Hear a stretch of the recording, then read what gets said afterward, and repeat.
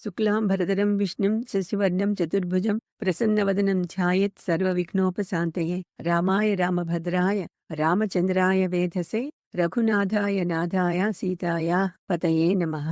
అజ్ఞానతిమిరాంధస్య జ్ఞానాంజనశలాకయ చక్షురున్మీలితం యేన తస్మై శ్రీగురవే నమః. శ్రీగురుభ్యో నమః. నమస్తే భగవన్ దేవ దత్తాత్రేయ జగత్ప్రభో సర్వబాధా ప్రశమనం కురు శాంతిం ప్రయచ్చ మే.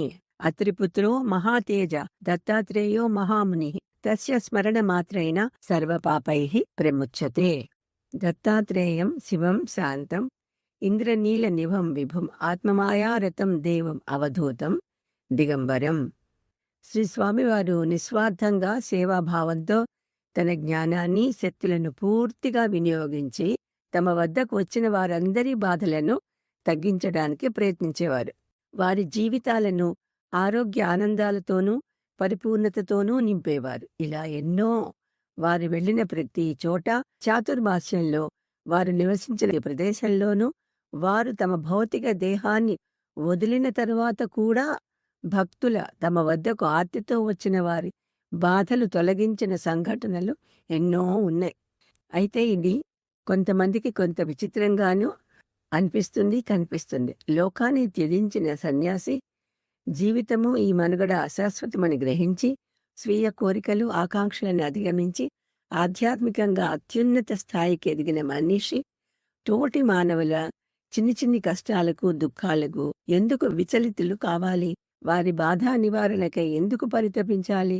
వాళ్లను కూడా తమ వలనే శారీరక సాంసారిక ప్రాపంచిక విషయాలకు అతీతంగా ఉండమని, ఈ ఆనందాలన్నీ క్షణికమని భ్రమలు అనే జాగృతి కలిగించి తమ మార్గాన్ని వాళ్ళు అనుసరించేలా చేయవచ్చు కదా.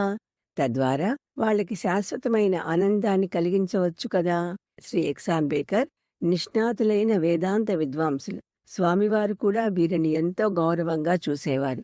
ఆయన కూడా స్వామివారిని ఇదే ప్రశ్నించారు. కాని స్వామివారు ఈ ప్రశ్నకు సూటిగా ఏ సమాధానం ఇవ్వకుండా తప్పించుకున్నారు. అయినప్పటికీ శ్రీ స్వామివారి ఈ ప్రవర్తన వెనుక ఉన్న సత్యాన్ని మేము కనుగొన్నాం.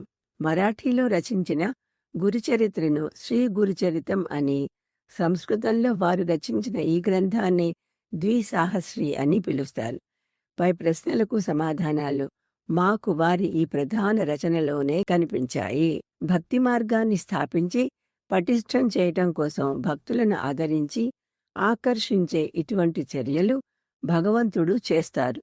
వీరి ఉద్దేశం ప్రజలలో విశ్వాసాన్ని కలిగించటం, వారిని ఏ విధంగానైనా ప్రేమతోనో ప్రలోభాల ద్వారానో శ్రీ గురువుల సన్నిధికి చేర్చటం. ఎందుకంటే వారు శ్రీ గురువుల దగ్గరకు వస్తే తప్ప పునరావృతమయ్యే ఈ జనన మరణ చక్రం నుండి, తత్ఫలితంగా కలిగే ఈ బాధల పరంపరల నుండి విముక్తి పొందలేరు. ఇంద్రియ భోగాలలో మునిగి ఉన్న వ్యక్తులు భగవంతుని మార్గానికి అంత తొందరగా రాలేరు. భగవంతుడు వారిలో ఉన్న కృతజ్ఞతా ప్రవృత్తిని గ్రహించి దానిని పటిష్టం చేసి తద్వారా వారిలో భక్తి బీజాన్ని నాటడానికై ముందుగా అద్భుతాలు చేస్తాడు. వారికి సంతోషం కలిగిస్తాడు. ఇది వారిని భగవంతుని అనుగ్రహం కోసం ప్రయత్నించేలా ప్రేరేపిస్తుంది. భగవంతుడికి భక్తుడికి మధ్య ఉన్న ప్రేమ బంధాన్ని పటిష్టం చేస్తూ ఆత్మలను శుద్ధి చేయగలిగే భక్తి మార్గాన్ని నిరంతరం అనుసరించేలా చేస్తుంది. మరికొందరిలో విముక్తి పొందాలనే తీవ్రమైన కోరికను కలిగించుతుంది. అటువంటి ఆత్మ సాక్షాత్కార కాంక్ష వారిలో కలగాలి అనేదే శ్రీ స్వామివారి ఈ కృషి ప్రధాన ఉద్దేశం. భస్మోద్ధూలిత సర్వాంగం జటాజూటధరం విభుం చతుర్బాహుం ఉదారాంగం ప్రఫుల్ల కమలక్షణం. వాస్తవానికి సత్యాన్వేషణ చేసేవారు, ఆ ప్రయాణాన్ని కొనసాగించేవారు చాలా తక్కువగా ఉంటారు. కానీ శ్రీ స్వామివారి అనుచరులు మాత్రం క్రమక్రమంగా సత్యాన్వేషకుల దశకు పరిణతి చెందారు. ఈ పరిణామం ఒక్కొక్కసారి జీవిత కాలం కంటే ఎక్కువ కాలమే పట్టవచ్చు.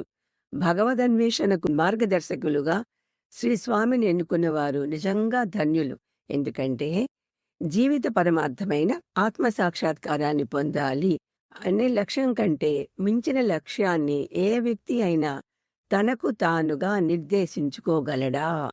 అటువంటి వారికి శ్రీ స్వామివారి కంటే ఉత్తమ గురువు లభించటం అసాధ్యం.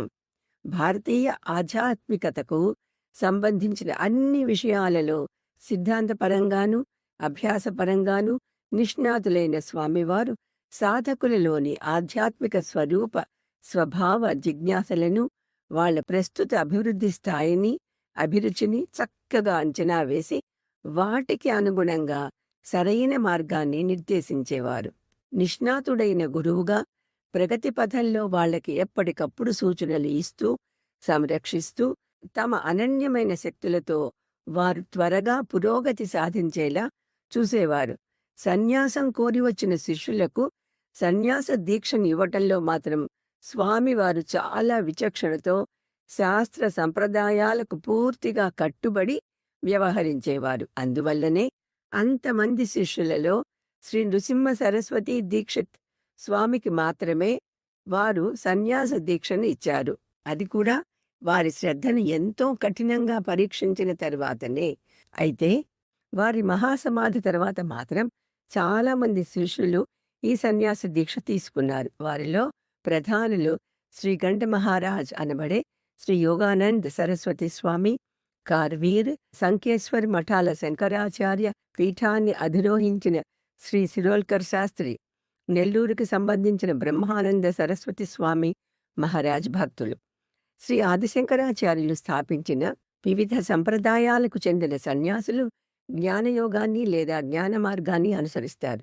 ఈ మార్గంలో ఆత్మ సాక్షాత్కారంపైనే ఎక్కువ శ్రమిస్తారు. ఇంద్రియ సుఖాలను పూర్తిగా త్యజించి, కోరికలను జయించి, ఇంద్రియాలపై నియంత్రణను సాధించి, వినయ విధేయతతో తమ గురువును సేవిస్తూ, గురువు ఆజ్ఞలను పాటిస్తూ ఆత్మ సాక్షాత్కారం పొందటమే తీవ్ర ఆకాంక్షగా కల సాధకులు మాత్రమే ఈ సన్యాసాశ్రమంలో చేరడానికి అర్హులు.